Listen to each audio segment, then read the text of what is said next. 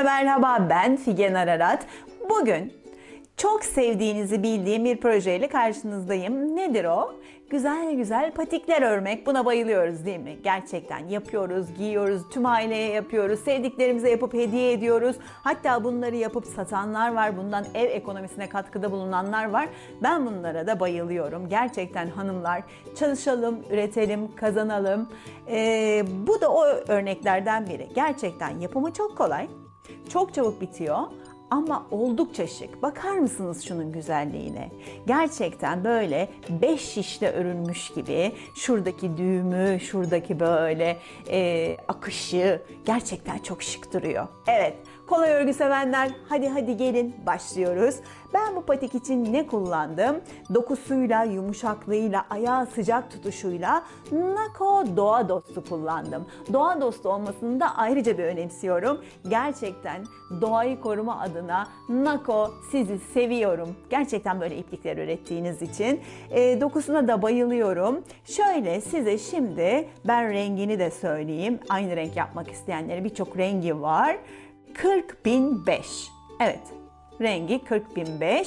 Şiş numarasına bakıyoruz. Şimdi ilmek atacağız. Etiketleri okumanız çok önemli biliyorsunuz. Burada bizim için hazırlanmış yazmışlar. Ne diyor? 3,5-4 numara şişle diyor. Ama her zaman söylediğim gibi patiklerde her zaman yarım numara ya da 1 numara şişi küçük kullanıyorum. Neden? Çünkü çok esniyor. Esnediği için ayaktan böyle dökülmesini istemiyorum. Güzel durmuyor. O yüzden daha düşük bir numaralı şişle örüyorum ki ayakta böyle kalıp gibi duruyor. Gerçekten çok şık duruyor. Şimdi benim vereceğim ölçüler 36'dan 38 numara ayağa uygun bu. Çünkü esnediği için bütün ayaklara uyum sağlayabiliyor. Dışarıda aldığınız patikler gibi. Patiğimiz nereden başlıyor? Şu aşağıdan başlıyor. Yani ayağımızın uzunluğu kadar ilmek atacağız. 36-38 numara için tam tamına 52 ilmek atacağım. 3 numara şiş Nako Doğa Dostu ipliğe göre. Eğer ki daha büyük bir ayağı yapacaksanız 2 ilmek daha fazla atın. Mesela 38 ile 39-40 arası yapıyorsunuz. Veya 36'dan daha düşük yapacaksınız. O zaman 2 numara 2 ilmek eksik yapacaksınız. Şimdi ilk sırayı ters örgü olarak örüyorum.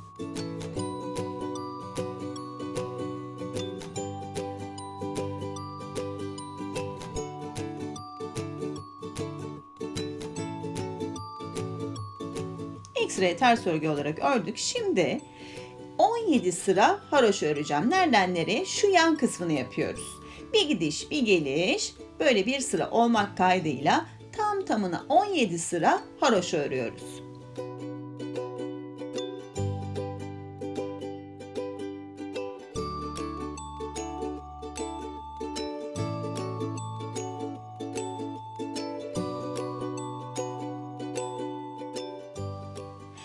Sıra haroşomuzu ördük. Şimdi ne yapıyoruz? Bilek kısmını oluşturuyoruz patiğimizin. Şu oyuntuyu vereceğiz.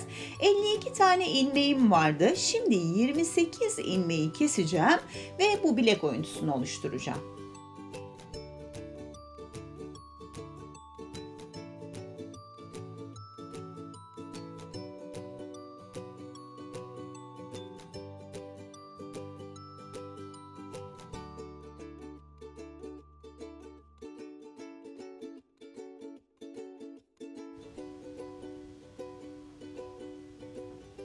...28 ilmeği eksilttim şurada. Bu tarafta tam tamına 24 ilmek kaldı bu ilmekle beraber. Toplamda 52 ilmekti biliyorsunuz.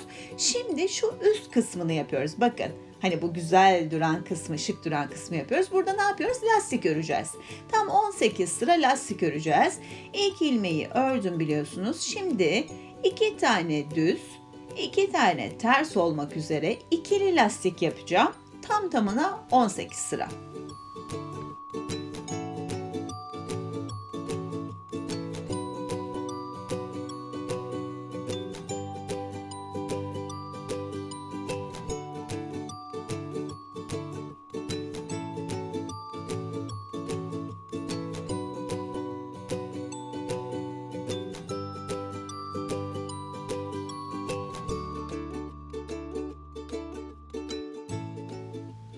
18 sıra lastik ördüm. Şuradaki V'leri sayıyorum. Tam 18 tane olmuş. Şu üst kısmı yapmış olduk.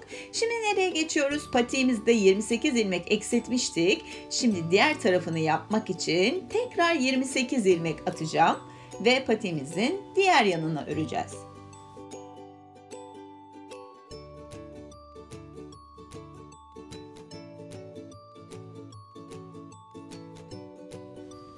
...28 ilmek attım. Diğer tarafta olduğu gibi 17 sıra haroşa burada da öreceğiz ve patiğimizi tamamlamış olacağız.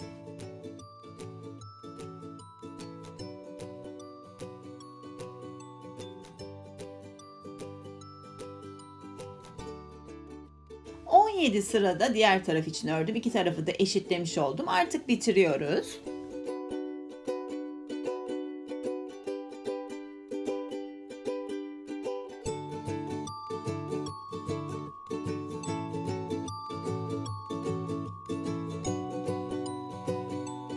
İşte patiğimizin örgüsü bitti bile. U şeklinde örgü bir parçadan harika bir patik oluşturmuş olduk. Sadece şuradaki ufak bant yapacağız ve burayı biraz büzdüreceğiz. İşte bu da patiğimizi farklı kılan, şık kılan bir nokta. Onun için de 5 tane ilmek atıyorum.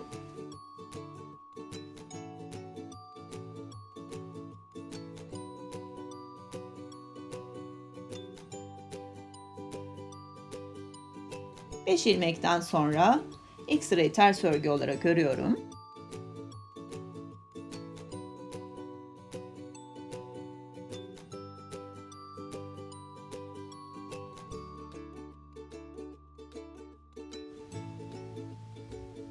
İlk ilmeği örmeden alıyorum. Diğer kalan ilmekleri düz örgü olarak örüyorum.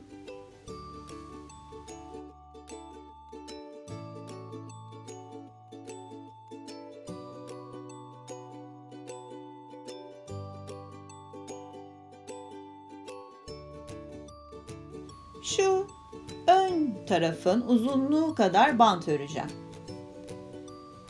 Düz örgüyle tamamen o uzunluğa gelene kadar örüyorum.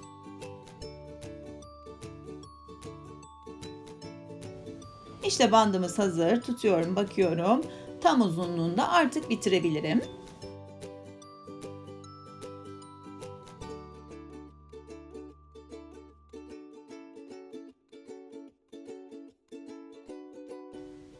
Bandımızı ördük. Şimdi ön yüzünden şöyle bandı tutuyorum.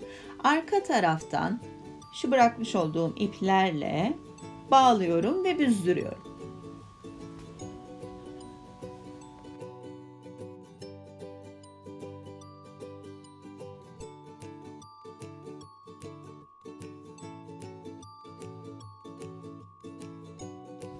Şöyle önünü çeviriyorum, bakıyorum eşit yerde mi diye.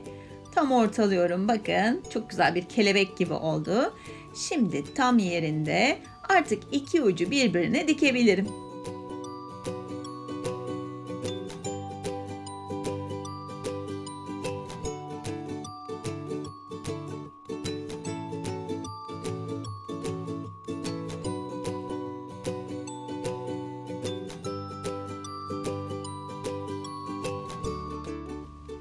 Çok güzel bir şekilde oturdu. Şimdi ne yapıyoruz? Diğer taraftan ön tarafa getiriyorum. Arkası da gayet güzel oldu. Hiçbir potluk yok. Şimdi ön yüzden işsiz dikişle tamamen dikeceğim. Bakın şurası. Görüyor musunuz? Hiç belirgin olmadan harika 5 şişle toptan örülmüş gibi görünüyor. Halbuki 2 şişle çok kolay bir şekilde ördük. Şu iki tarafı birleştiriyorum. Düz örgü birleştirmesi yapıyorum. Şöyle iğnemi geçiriyorum. Düz örgü için ne yapıyoruz? O benim V dediğim yerlerden iğnemi geçiriyorum. Şöyle. Tam karşısındaki V'ye geliyorum. Onun da içinden geçiriyorum. Hop. Karşılıklı V'lerin içine batarak ipimi çekiyorum. Böylece işsiz bir dikiş yapmış oluyorum.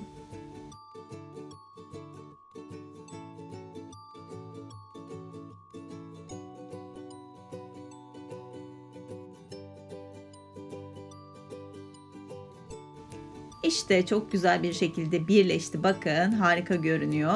Şimdi ne yapıyoruz? Haroşo kısmını da yine önden işsiz bir dikiş şekliyle birleştiriyorum. Onda da ilmeklerden şöyle altından geçiriyorum. Diğer ilmeğin, haroşonun ön yüzdeki ilmeğinden geçiriyorum. Karşılıklı şöyle ilmeklerden geçirerek dikiyorum sonuna kadar.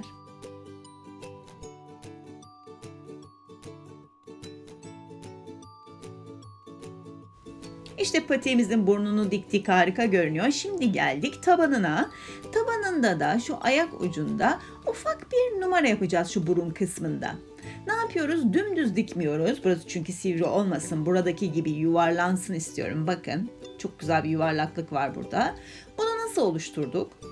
Şimdi tam şöyle eşitliyorum uçtan.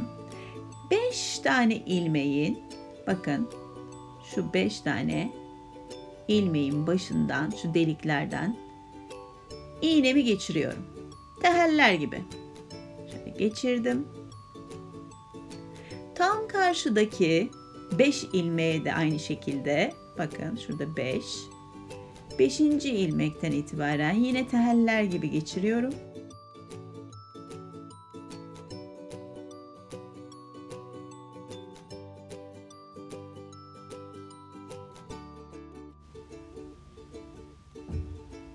Ve ipimi çekeceğim şimdi şöyle. Bakın hop büzdürüyorum.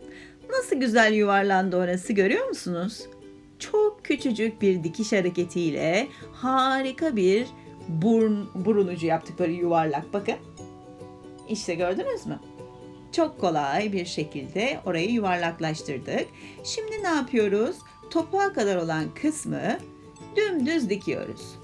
Ona da böyle ilmeklerin tam tepelerinden karşılıklı dikerseniz orada da hiç potluk olmaz. Bakın. Hiç böyle ayağınıza batmaz. Orada bir şey hissetmezsiniz. Tam böyle fabrikadan çıkmış gibi yumuşacık patikleriniz olur.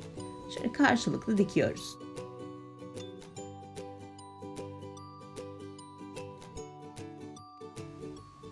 Tabanını da diktik. Bakın harika bir şekilde, hiçbir potluk yok. Topuk kısmını da aynı şekilde eşsiz dikişle, haroşo dikişiyle şöyle ilmeklerden birbirine karşılıklı dikerek patiğimizi bitiriyoruz.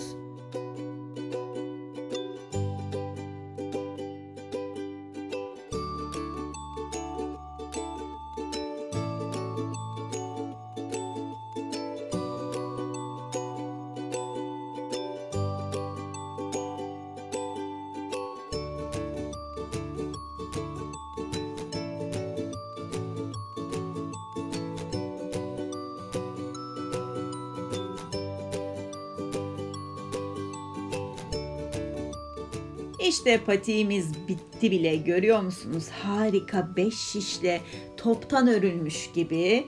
Şimdi ayağı da şöyle geçirelim. Ayaktaki duruşunu da görelim. Çok keyifli, çok şık bir patik oluyor gerçekten. Bakar mısınız? Muhteşem görünüyor. Ev ayakkabısı gibi.